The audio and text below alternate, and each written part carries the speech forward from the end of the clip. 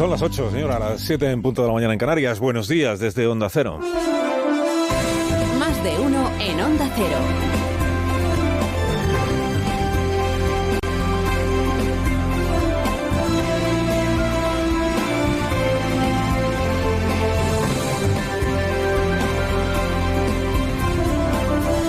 ¿Qué tal? ¿Cómo están? Iniciando esta nueva mañana de radio, el 13 de septiembre ya del año 2023, miércoles, este es el día que estamos estrenando. Y no es una anécdota, ¿no? No es una anécdota que el gobierno de mi país considere golpista a quien llame a la movilización social contra una ley. Que lo de menos es que sea Aznar quien haya agarrado o hecho ondear esa bandera, ¿no? O lo de menos es que el gobierno, haciendo caricatura de sí mismo, pretenda ponerle unos cuernos de bisonte a Aznar para hacerlo pasar por asaltante del Capitolio, ¿no? Que no se le ha escuchado al señor Aznar instar a que sea asaltado el Congreso de los Diputados, ¿no? Ni siquiera que sea rodeado el Congreso de los Diputados. No, lo serio y lo inquietante es que el gobierno declare que es un acto de golpismo convocar a la sociedad a manifestar por todas las vías democráticas su oposición a una amnistía. Mira que lo tenía fácil ayer la ministra portavoz Isabel Rodríguez, a quien yo tengo afecto, como usted sabe. Mira que lo tenía fácil para recriminarle a Aznar esa suerte de paralelismo que estableció entre lo que supuso el basta ya y lo que supondría, entiende él, una respuesta ahora a la amnistía. ¿Por qué? Pues porque el basta ya fue la respuesta a la actividad terrorista de ETA. Y lo que viene ahora, si es que acaba viniendo, es una amnistía que no es fruto de una actividad terrorista, ¿no? La amnistía naturalmente es criticable, los bandazos del PSOE naturalmente son criticables. La interpretación de que de consumarse la amnistía no solo dejará impune a Puigdemont, sino que dejará como culpable al Estado y como derogado el pacto de la transición del 78 también es una interpretación perfectamente defendible. Pero el cauce que hasta ahora ha seguido o ha sugerido el gobierno para esto de la amnistía sería el de una iniciativa parlamentaria para legislar sobre la extinción de la responsabilidad penal, que tendría que contar con la mayoría del Congreso de los Diputados y que siempre quedaría sujeta al examen posterior del Tribunal Constitucional. Claro, no parece que ese camino guarde semejanza alguna con el terrorismo y con el arsenal de procedimientos violentos de que dispuso el terrorismo y que utilizó esto que mejor lo va a entender es Arnaldo Otegi, que guardará memoria seguro de cómo hacían dinero sus empleadores para pagarle a él los gastos en negro durante tantos años, ¿no? Sus empleadores eran la banda terrorista esta. Bueno, pues lo tenía fácil Isabel Rodríguez, porque podría haber ido por ahí. Decir, hombre, ¿por qué está usted diciendo esto de basta ya, comparando al gobierno o a la mayoría parlamentaria con la banda? Pero no, eligió el otro camino, que es el de tachar a José María Aznar de golpista por haber dicho lo que dijo al señor Aznar y a la movilización social que el señor Aznar está reclamando. Y eso que el propio Aznar había explicitado en su discurso, que hablaba de combatir la posibilidad de la amnistía o el proyecto que encarna Sánchez con los instrumentos propios de la contienda democrática.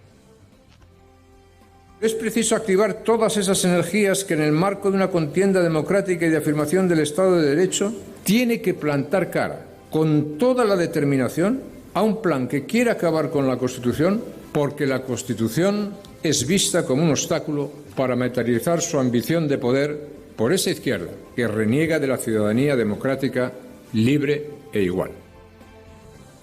Los instrumentos propios de la contienda democrática.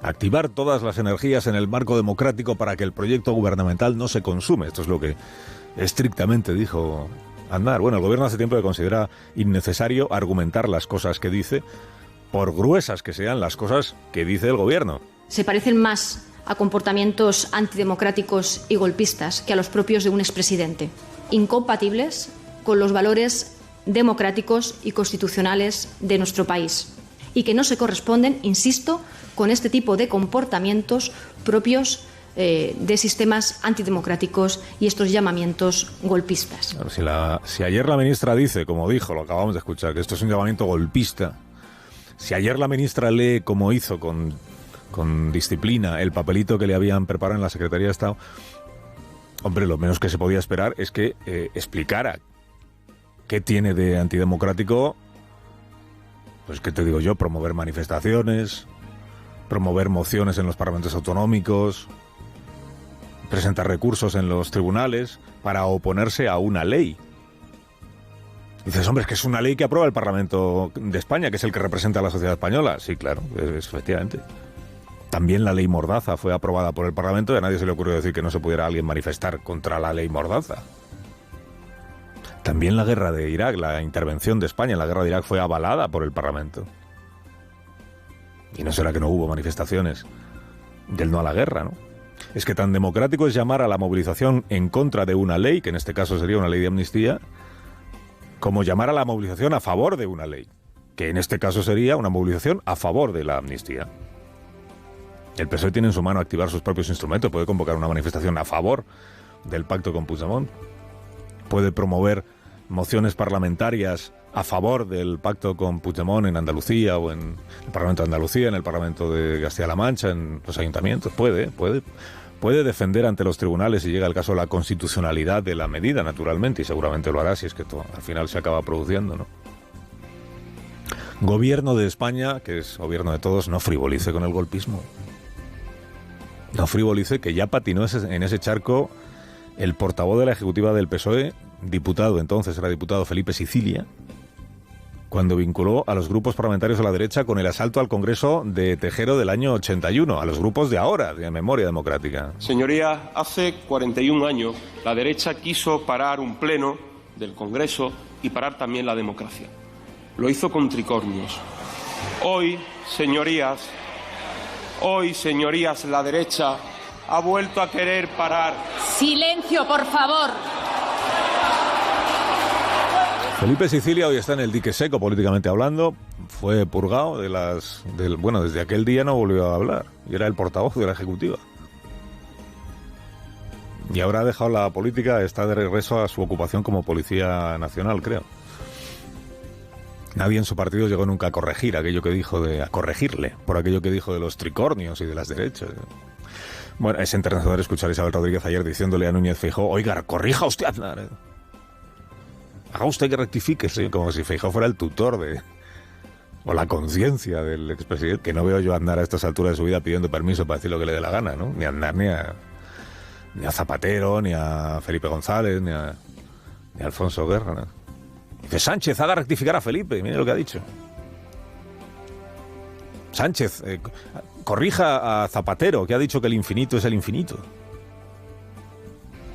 Se ha publicado estos días que el presidente del gobierno, secretario general del PSOE, consultará a la militancia de su partido para que la militancia de su partido le avale la amnistía de Puigdemont y los demás. Hombre, no es a los militantes de su partido a quienes ha de tener detrás el presidente de un gobierno en una cuestión tan honda, tan relevante, con tantas repercusiones como es esta de una amnistía, ¿no? A quien tiene que tener detrás es a su país. Si el presidente quiere consultar, que consulte. Pero no a sus militantes, los de su partido, que consulte a los ciudadanos de su país. Pone una urna y plantea la pregunta, ¿considera usted que ha llegado el momento de exonerar a Puigdemont de sus responsabilidades penales? Corto y al pie. Y que el país, en una consulta, libremente se pronuncie. Mientras el gobierno ayer inflaba el discurso contra José María Aznar, un abogado se felicitaba de que haya prosperado la rebaja de condena que solicitó para uno de sus clientes. Un cliente violador, se apellida Boza. La lista de agresores que se han visto beneficiados con rebajas de penas como consecuencia de la ley del solo sí es sí en su versión original, antes de que fuera rectificada por el Congreso, pues es una lista interminable. Ya contamos en su día que aunque se rectificara la ley, siempre podría reclamar un condenado que se le aplique el código penal más favorable que haya existido. Por tanto, no tenía marcha atrás, el efecto beneficioso para los condenados que ya lo habían sido. La lista es casi interminable, pero que haya acabado en esa lista uno de los individuos de la manada, pues completa, digamos, el círculo vicioso que empezó en el mes de octubre del año pasado. Mes de octubre del año pasado, cuando el primer abogado, que vio abierto ahí un camino, pues presentó su escrito ante el juzgado, mientras el gobierno perjuraba que era imposible que se produjeran rebajas de penas, ¿no? A pesar de que en la ley expresamente había plasmado penas inferiores a las que había para algunos casos, algunos de agresión sexual. 11 meses después, sin haberse apeado de su discurso contra juezas y jueces y en defensa de sí misma, Irene Montero apura sus últimos meses como ministra de Igualdad, repudiada por el gabinete al que pertenece y repudiada por la nueva jefa de la izquierda atomizada, Yolanda Díaz de Puigdemont. La vicepresidenta embarcada con publicidad y trompetería en la consecución de la amnistía y que no movió un dedo antes del verano para lograr que la ley del solo sí es sí fuera rectificada, corregida o retocada. En Memoria Democrática, Yolanda votó en contra de que la ley fuera modificada, porque estaba perfecta como estaba la ley. Y Sánchez se ausentó en aquella votación, aunque él prefiera olvidarlo. Entrevista con el presidente el pasado mes de junio en este programa. Al ver la imposibilidad de poder persuadir a la ministra de Igualdad, pues opté por que el Grupo Parlamentario Socialista presentara su reforma del Código Penal, ¿no? Afortunadamente... Que salga adelante con el voto del PP. Efectivamente. Y sin el suyo. Bueno, el Grupo Parlamentario Socialista... Aunque usted se ausentó ese día del Congreso de los Diputados. Bueno, sí, pero salió adelante y no sé exactamente qué tenía ese día, pero... Se fue a Doñana. Bueno, pero evidentemente tuve... Fue un acto político. Bueno, es que es también importante lo que está pasando en Doñana, pero no mezclemos temas. Si quiere, luego podemos hablar sobre Doñana.